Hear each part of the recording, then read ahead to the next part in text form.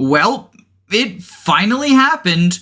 We're getting the next Fire Emblem game, and I've been assured that that means it's definitely a genealogy remake, right? I'd say the announcement of Fire Emblem Fortune's Weave finally kills the genealogy cope, but let's be honest.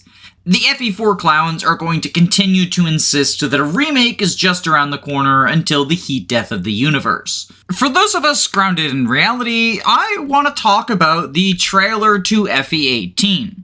I usually try not to buy into the Omega hype culture, but as a Fire Emblem YouTuber, I feel almost professionally obligated to comb over this 2.5-minute trailer with a microscope. But before we break it down frame by frame, I want to give my general thoughts on the vibes of the new game. It looks to be taking a bunch of cues from Fire Emblem Three Houses, both mechanically and aesthetically resembling the game, as well as probably taking place in the same setting. Major elements of Fodlan, like the crests and heroes relics, are prominent in the trailer, and a lot of the characters featured do look like the characters from Three Houses, and so they are potentially descendants or ancestors of the Fodlan crew.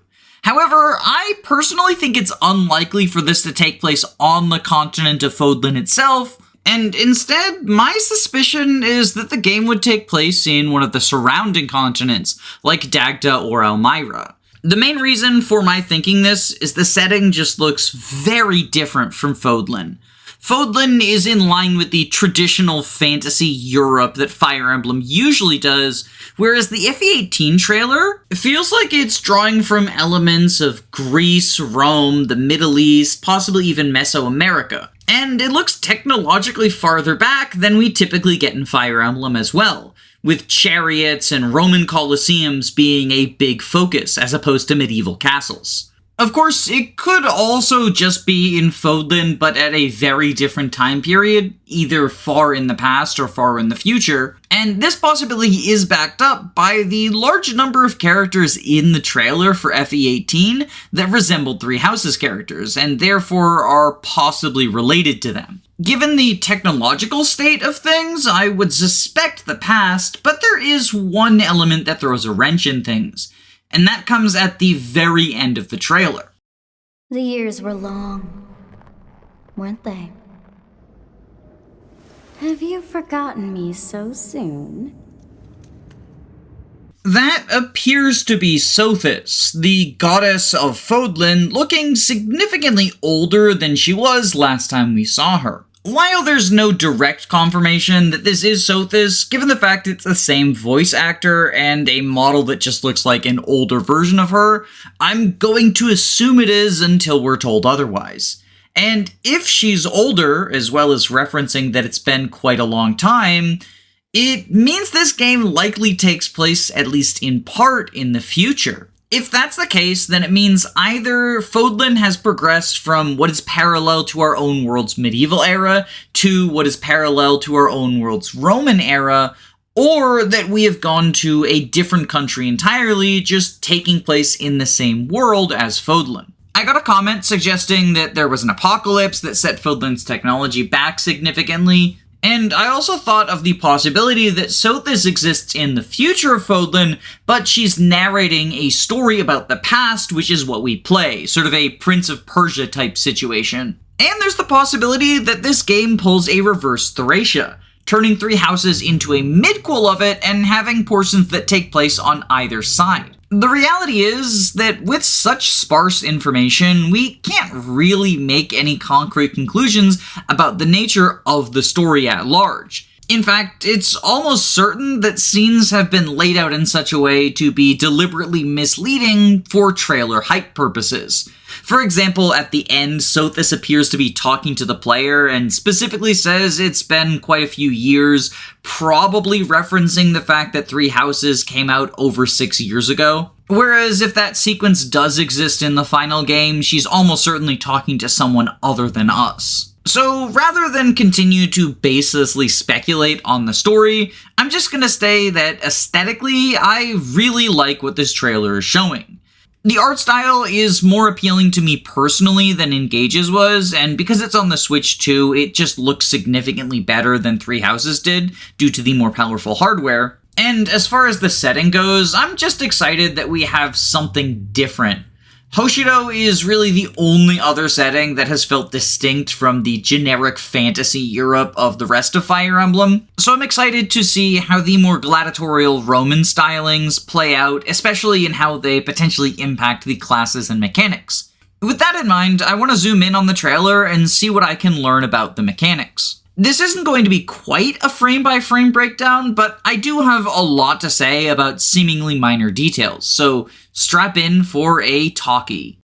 Bold warriors, draw now upon your strength. Hold fast to the devotion in your beating hearts. Hear me now as I declare that the heroic games have begun!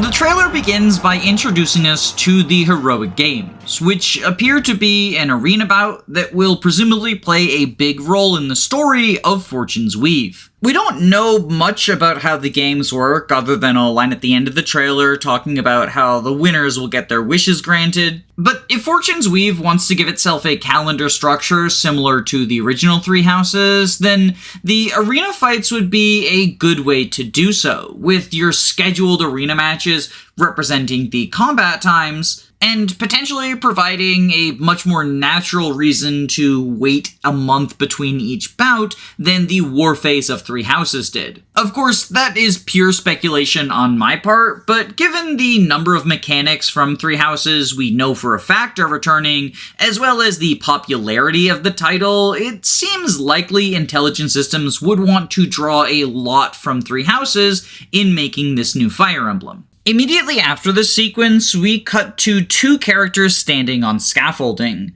One of them is Kai, and the other one is a girl whose name we don't know yet. Next is Kai running through what appears to be the hub city, so he is almost certainly the main character, and possibly even the self-insert avatar, if this game is still doing that. Although personally, I, like many fans, hope that Fire Emblem abandons the player self-inserts to allow for a greater variety in storytelling.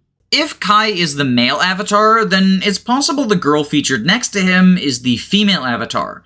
And if that's the case, it appears we're drawing from the school of Pokemon, where the opposite-gendered avatar still appears in the story, just taking up a different role, such as May and Brendan being your rival, or Dawn and Lucas showing up as Professor Rowan's assistant. That's personally my prediction, especially since the girl has modern-looking glasses, which remind me of the glasses you could give Byleth in Three Houses, or the accessory shop glasses from Engage.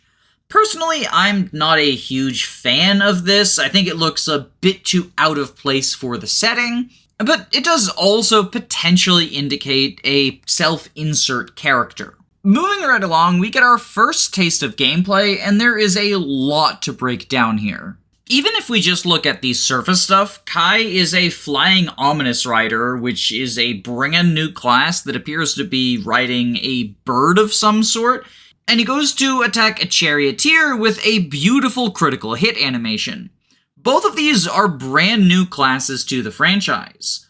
Although, from what little we can see, they mechanically are at least similar to things we've had in the past, as the Flying Ornis Rider is a cavalry unit with spears, and the Charioteer is a bow-wielding unit that presumably is also considered cavalry, although that's just an assumption I'm making based on the fact it's being dragged around by horses. There are a couple of possibilities with these two classes. It's possible they're just reskinned versions of traditional classes, with the Ornis Rider being the traditional cavalier, whereas the Charioteer is a traditional bow knight, sort of like how the Samurai is a Myrmidon equivalent in Fates to better fit the flavor of Hoshido.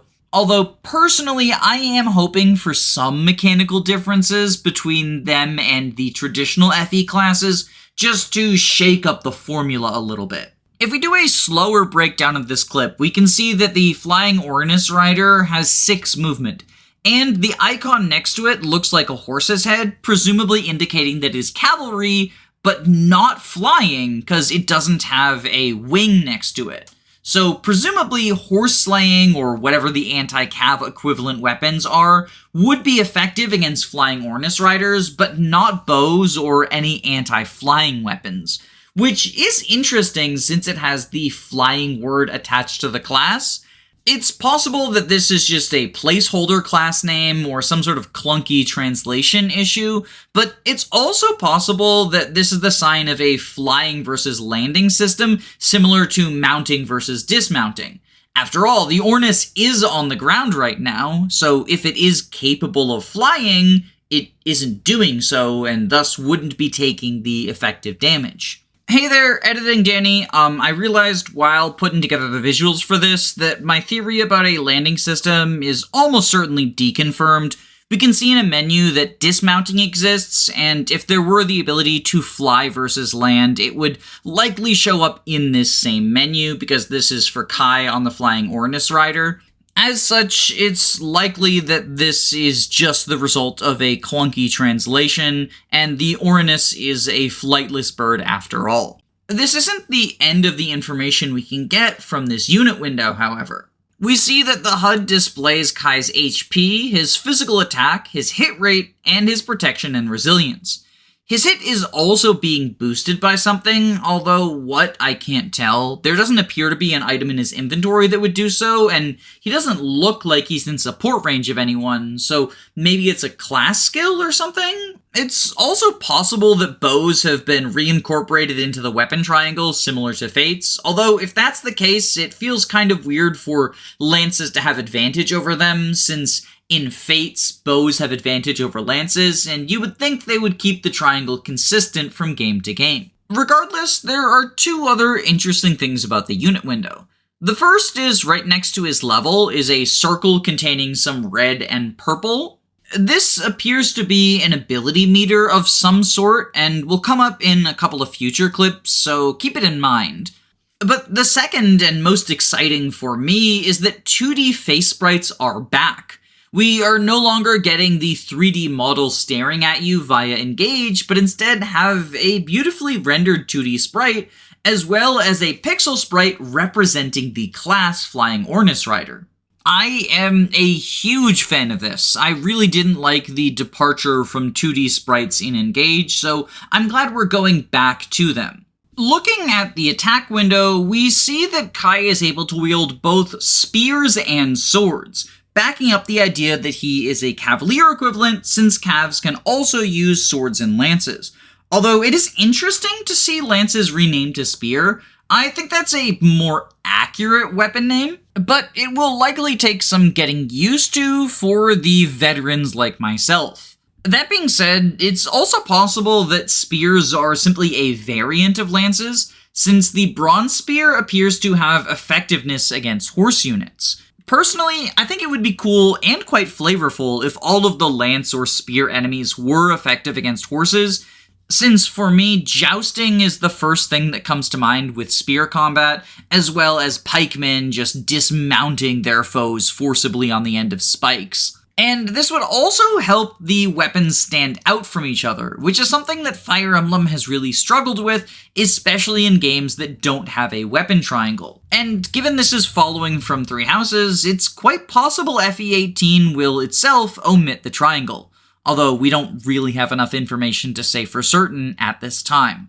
I also think it's kind of interesting and noteworthy that we have a bronze spear and a wooden sword, since both of those are materials that I would traditionally associate with the lowest rank. Bronze is the level below iron, and wooden is what I think of as like a training weapon. We can see from the weapon window that the bronze spear does in fact qualify as an E-rank weapon, so I'm not really sure what the difference between bronze and wooden is, unless we are looking at a bronze versus brass situation with different weapon types, like we had in Fates. Speaking of the weapon window, there's a lot of information we can glean from this as well. Durability is back, with the bronze spear itself having a 25 durability. Although this is weirdly low for an E-rank weapon, in my opinion. We see a lot of other stats as well. Physical attack, hit, crit, AS, avoid, and range are all familiar, with the new one, curse, being left blank. Curse is the most intriguing to me, not only because it's something we haven't seen before, but also because it harkens back to a mechanic from the Kaga Saga games, where weapons that get too many kills can end up getting cursed and give you a backfire chance.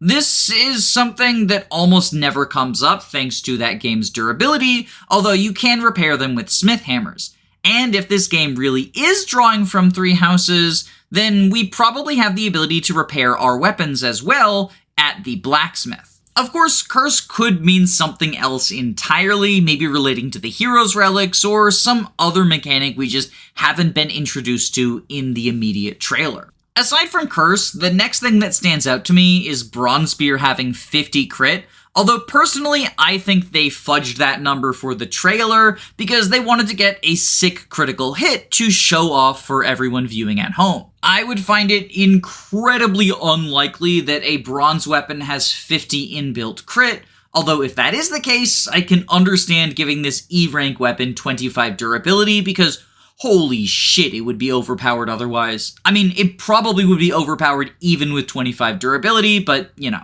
The last detail that stands out to me is the first thing I'm pretty negative on, and that is we do not see weapon might or weight listed anywhere. Instead, the only stat available is physical attack and AS. And this is the same UX that was lifted directly from Fire Emblem Engage, and really bothered me there as well. It was really difficult to check your actual weapon stats in that game. And on higher difficulties or challenge runs, being able to check the exact stats of your weapon is a pretty important feature, since it lets you calculate things like what a character's AS will be after trading a weapon to them, or figure out how much damage you'll deal because of effective damage multipliers. I'm really hoping that this is just one potential window, the simplified one, and there is a more complex window breakdown available for those of us who want to see the raw numbers, because Engage's UI was one of the biggest sticking points I had with that game. Although, if we look ahead to the combat forecast, we can see that this game isn't just taking weapon stats from Engage's UI. The battle forecast also looks very similar to how Engage did it, with the central health bar and the X's and red numbers, and I'll be honest, all of it just kind of feels like a mess to me. I find Engage's battle forecast really hard to parse at a glance, and this is likely going to be the same way. So, unfortunately, this is another area where I am largely negative. My hope is that this is simply the simplified battle forecast. A lot of the older Fire Emblem games would feature both a simplified and complex battle forecast, and if that's the case, I think it's fine to include simplified for people who want it. My biggest issue with Engage was just that there was no complex battle forecast. So if there's some sort of setting to turn on a forecast that gives the traditional X2 and shows everyone's hit rates next to each other in the way that I'm used to, it's not going to be a problem for me. That being said, I'd be lying if I said this screen cap didn't make me a little pessimistic. While we are zoomed in on the forecast, I do also want to take a look at what we have above Kai's head. He appears to have the skill Spear Prowess 1, as well as a crest. More specifically, this appears to be the crest of Albin, which was Yuri's crest in the Cindered Shadows DLC. With this in mind, I think it's also safe to assume that some of the other crests we're familiar with will come back, and it's possible that this is evidence against Kai being an avatar, since he's related to Yuri, who was not an avatar either, although if I'm being honest, I don't think it's particularly strong evidence. Remember, Byleth had the crest of flames after all. Now that we're done evaluating Kai's combat, we can look at the rest of what's going on in this video clip. Because even though he is the focus, he's not the only blue unit on screen. We can see 9 other playable units, and each of them have weapon icons as you would expect from 3 houses,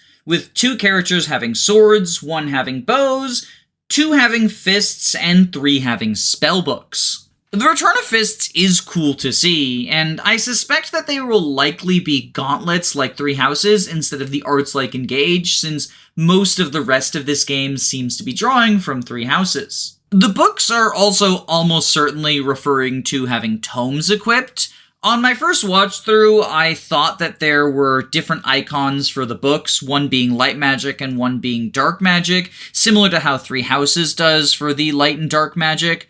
But on closer examination, that's clearly not the case. It was probably just a trick of the light, since one of the characters is standing in a shadow. As such, we can't really say for certain what type of spell system we have in this game, at least insofar as the equipped tomes go. Although later in the trailer, we will see blaze arts, which harken back to the SOV spell system in many ways. The last thing I want to touch upon before moving forward is this scene is where we see the largest number of playable characters in the cast. And if you zoom in on the models or portraits, you can see that a lot of them resemble some of the Faudeliniers we are familiar with. There's a semi-viral tweet by Luna Celeste guessing at some of the characters' ancestry, so if you're interested in that, check it out with the link below. For my purposes though, I'm personally more invested in checking out the rest of the mechanics we can glean from this trailer. What I seek is a great strength, an unyielding strength for any foe. Sheer strength to uphold the faith I hold dear. Above all, I need the strength to lead my people. Strength enough for a queen! Here we see the return of Gambits, and presumably based on the animation, also battalions. From all indications in the footage, they appear to work functionally the same as Gambits did in Three Houses, and the area of effect on this one, Disturbing Strike, seems quite similar to Line of Lances or Linked Horses, albeit only half the size. It also specifically states that it will immobilize units that it hits, which is very similar to the Rattled status, although Rattled does go the extra mile of also not letting you use your Gambits, which this one at least doesn't indicate it's going to do. One thing that sticks out to me about this footage is while I assume Gambits and battalions are inherently linked to each other, I can't see anything that would pass for the battalion health bar in the way that the Triforce symbol did in Three Houses. There is that orange and purple circle that I pointed out earlier, but that appears to be tied to the Blaze Arts system, although it's also possible that Blaze Arts and battalions are tied to each other in some way that we just haven't explored yet. While Gambits are definitely the highlight of this clip, if we zoom in further, we can see quite a lot of other details. Theodora seems to be wielding a weapon called the Mahadu Spear. This is presumably another hero's relic, although once again, it's one whose name I don't recognize. And this is potentially interesting since we have unfamiliar relics matched up with familiar crests. Since the hero's relics were made from dragon's bones, it's very possible that if this is set in the future, there have been more Nabateans killed by the humans. The fact that it is also referred to as a spear gives credence to the idea that all lances are being called spears now. But Theodora's weapon isn't the only aspect of her that interests me. She is also listed as a level 18 noble, and her noble sprite looks very similar to the noble and commoner sprites that I'm used to from Three Houses. She also has a star icon both under the sprite and next to the word noble, which potentially indicates class mastery. This, in combination with a level 37 Myrmidon we will see later, makes me suspect that we are returning to the class and leveling system that Three Houses introduced. Although personally, I hope I'm incorrect about this, since I really didn't care for that class system. One other kind of interesting detail is that right next to the Noble Star is a foot icon, which might indicate that this is a foot unit, or might indicate the super types from Engage, like Cavalry and Backup. We can also very briefly see a couple of other character faces in this clip, so here they are zoomed in if you are one of those lore hounds that wants to try to figure out who they're related to. It is imperative that I face it again. I must cull it with this blade. My full strength. This is where we get into the real meat of things. Dietrich's clip gives us our first look at Blaze Arts, as he uses the Moving Shadow spell to teleport 3 spaces at the cost of 7 HP. It's also worth noting that this gives a +1 blaze effect, which can be observed with the purple half of his circle lighting up one notch. This is the main reason why I don't think the orange and purple circle represents battalions. Instead, I think it's a meter that you build up by using certain blaze arts and then expend on other ones. Dietrich appears to have learned 3 total blaze arts: Moving Shadow, Stifling Shadow, and Umbrella Calamity, and all of them cost varying amounts of HP. But he is unable to use Umbrella Calamity even though he has the requisite 22 HP. I personally suspect that the reason for this is he hasn't built up enough blaze, and it also has a blaze cost. After teleporting, Dietrich is able to attack using the Answerer, although we can also see 11 Sword, an Iron Sword, and the Flissa in his inventory. The Flissa appears to be effective against armor units.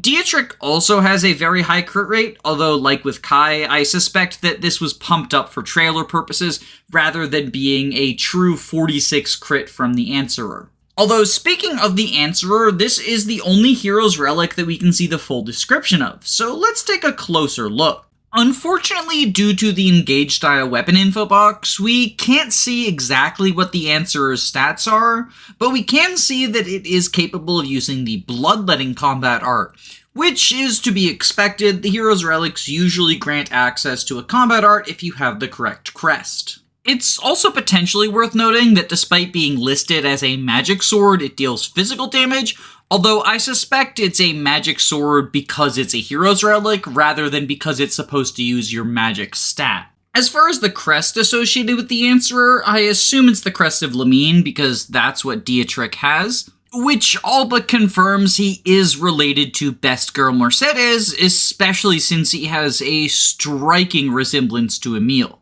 From the same combat bar, we can see that Dietrich has access to Sword Crit plus 5, as well as what appears to be Sword Fair, although the only literally confirmed skill is Murderous Intent, which is Jaritza's personal skill, once again solidifying the relationship between him and Best Girl. One other notable thing about this clip is the enemy that Dietrich kills. He is in the Hunter class, which appears to be a bow-wielding class. Hunters were a class in the Arcanea games, and in some translations of FE4 it's also an enemy-only class, but typically Hunter hasn't come up in modern Fire Emblem. I think it's possible that this is just a renamed version of the Archer class to better fit with the setting, but it's also possible that they've brought back the Archer-Hunter distinction, which would be especially relevant if we are in fact doing the Three Houses class system, since having different classes that focus on the same weapon could still feel distinct if they had different masteries and class modifiers.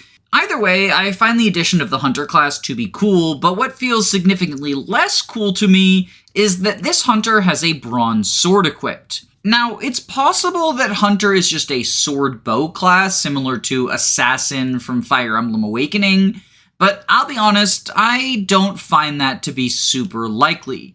The Hunter sprite doesn't look like a promoted class, it looks like a lower tier class, and so if you held a gun to my head, I would guess that it only had one weapon type.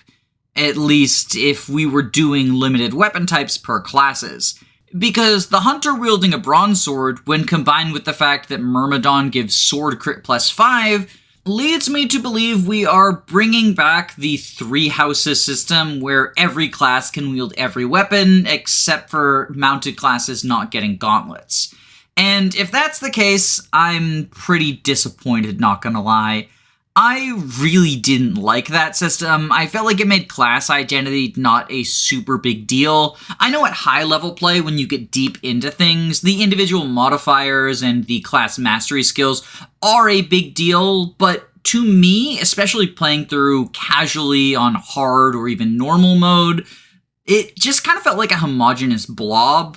Like, one of the memes was that Three Houses equals Wyvern spam, and while I do think that was over-exaggerated, especially on Maddening mode, there's no denying that Wyverns being able to use bows and therefore utilize powerful skills like Curve Shot meant that there wasn't really any downside to getting into the high-stat flying class. And in a similar vein, the bow range bonuses that Archer got didn't really come with any downside because you could still use the one-range weapons if necessary.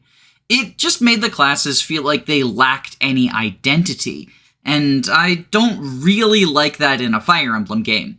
I already feel like most units lack identity when they can just jump from class to class, so making the classes blend together, not my cup of tea. To be clear, this isn't anything confirmed, so I could just be making a fuss for no reason, but I am a little bit anxious, not gonna lie.